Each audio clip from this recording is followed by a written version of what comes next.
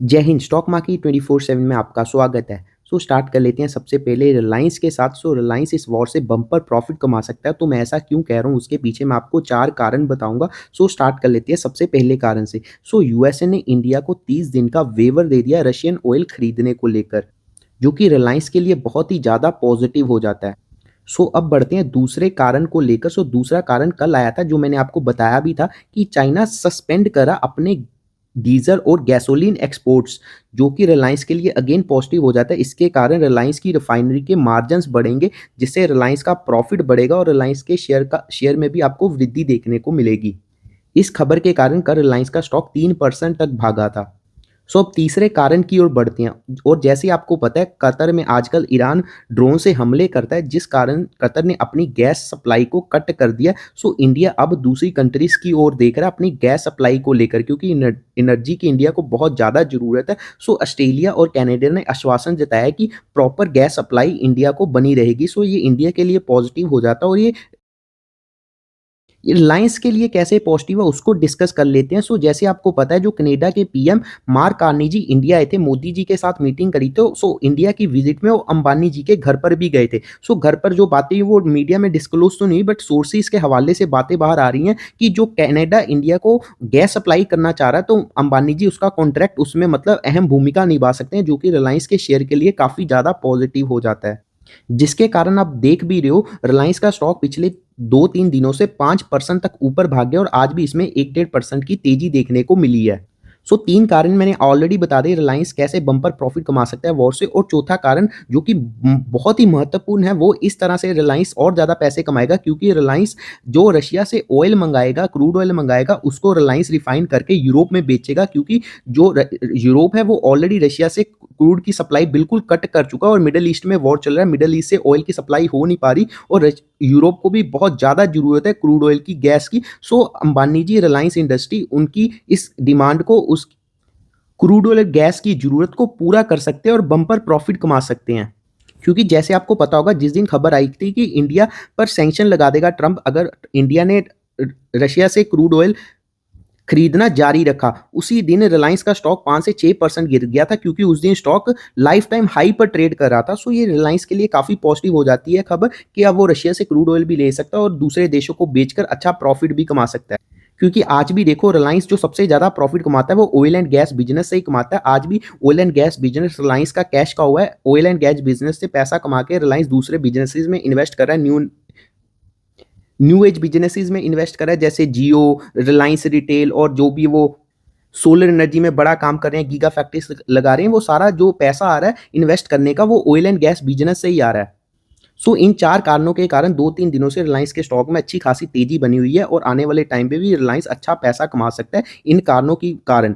लेकिन आज रिलायंस के स्टॉक में तेजी होने के बावजूद निफ्टी में भारी गिरावट थी, 1.5% की। रिलायंस इतनी बड़ी ज़्यादा वेटेज रखता है निफ्टी में, उसके उसके बावजूद इतनी गिरावट होने का कारण था निफ्टी बैंक में 2% की भारी गिरावट थी। एचडीएफसी बैंक, आईसीआईसी बैंक 2-2% तक गिर गए थे। इससे साफ पता चलता है, जो एफआईआईज हैं, आज अभी तक डाटा नहीं है, बट लेकिन जब डाटा आएगा तो देखना होगा एफआईआईज ने आज कितने का माल बेचा है। और जहां तक लगता है, एफआईआईज ने आज बैंकिंग को भर भर के सेल किया, क्योंकि बैंकिंग ऑलरेडी बहुत ज़्यादा चले भी हुए हैं, वहां पर प्रॉफिट बुकिंग भी की जा सकती है।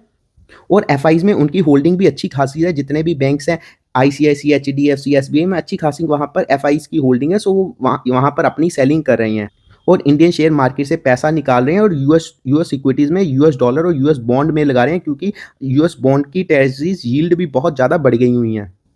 अब बात कर लेते हैं इंडिया के लिए एक और ज़्यादा पॉजिटिव न्यूज़ आ रही है, वो ईरान की तरफ से आ रही है। ईरान ने कहा जो स्टेट ऑफ हॉर्मुज़ क्लोज किया उसने, वो सिर्फ यूएस, इजराइल और यूरोप के लिए किया है। इंडिया की शिप्स वहां से जा सकती हैं। लेकिन वॉर की सिचुएशन में आपको कभी पता नहीं होता मिसाइल कहाँ से आ सकती है, ड्रोन कहाँ से आ सकता है। आजकल शिप वहां पर जाना अवॉइड ही कर रही हैं। अब बात कर लेते हैं ट्रंप की। ट्रंप का एक नया बयान आया है। ट्रंप ने कहा है ईरान के बाद अगला टारगेट ट्रंप का क्यूबा है। ट्रंप ईरान के बाद क्यूबा पर भी हमला कर सकता है। मतलब अब ट्रंप पता नहीं क्या, उसको पीस अवार्ड मिला नहीं, उसको चाहिए था नोबेल पीस प्राइज, उसको दिया नहीं गया, जिसके बाद वो अब दे दनादन पूरी दुनिया पर के देशों पर वॉर लगा रहा है।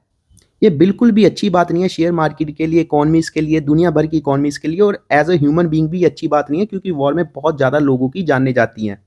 सो अब बात कर लेते हैं कतर की। सो कतर के जो एनर्जी मिनिस्टर उन्होंने कहा है कि ऑयल के प्राइसेस $150 तक जा सकते हैं, मतलब इतने ज़्यादा प्राइस हो सकते हैं ऑयल के। इससे आप सोचो इन्फ्लेशन कहाँ तक जा सकती है।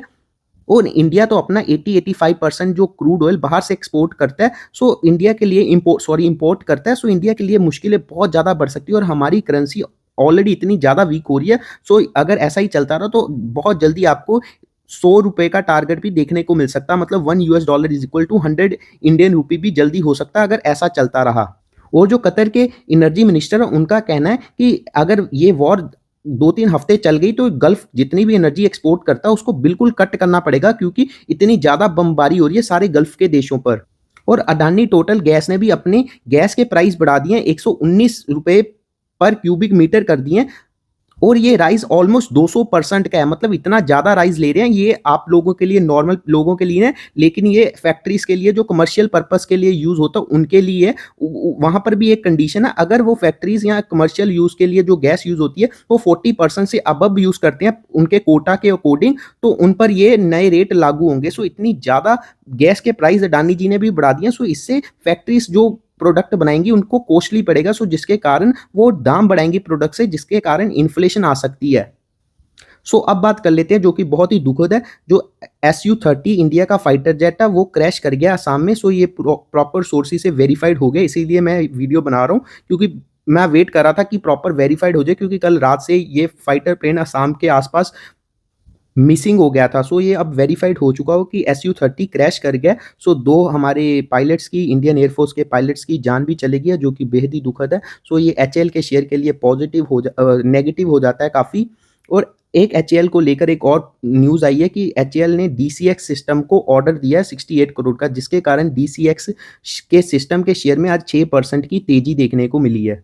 और मैं आपको एक और बात बताना चाहता हूँ, जो ये प्लेन क्रैश हुआ SU-30, सो HAL इसको बनाता नहीं है, बट मेंटेनेंस का काम जो भी होता है वो HAL करता है। सो इसके लिए नेगेटिव हो जाता है। पर HAL के शेयर में आज भी तेजी देखने को मिली थी, क्योंकि आपको पता है अब पूरे दुनिया में वॉर जैसे सिनेरियोज बने हुए हैं। सो HAL को भर भर के ऑर्डर मिलने की संभावना है और ऑलरेडी उसके पास इतने ज़्यादा ऑर्डर हैं वो एग्जीक्यूट नहीं कर पा रहा। उसकी ये प्रॉब्लम सामने आ रही है, मतलब कंपनियों की प्रॉब्लम होती है कि उनको ऑर्डर नहीं मिल रहे, पर लेकिन सरकारी कंपनियों की प्रॉब्लम होती है उनके पास ऑर्डर इतने ज़्यादा आ जाते हैं वो काम ही नहीं करना चाहते। मतलब क्या ही चल रहा है ना सरकारी कंपनियों में। अब बात कर लेते हैं पीबी फिनटेक की। पीबी फिनटेक में भी आज 3% की गिरावट थी। आज सारे बाजार में गिरावट थी, बट उसका कारण पीछे ब्लॉक डील भी था। पीबी फिनटेक में आज ब्लॉक डील्स हुई हैं, जिसके कारण पीबी फिनटेक के शेयर में भी आज काफ़ी ज़्यादा गिरावट देखने को मिली है, 3% के करीब। अगर आपने यहाँ तक वीडियो देख लिया, thanks for watching this video. Video अच्छी लगी आप लाइक कर सकते हैं और मेरे चैनल को सब्सक्राइब कर सकते हैं। जय हिंद।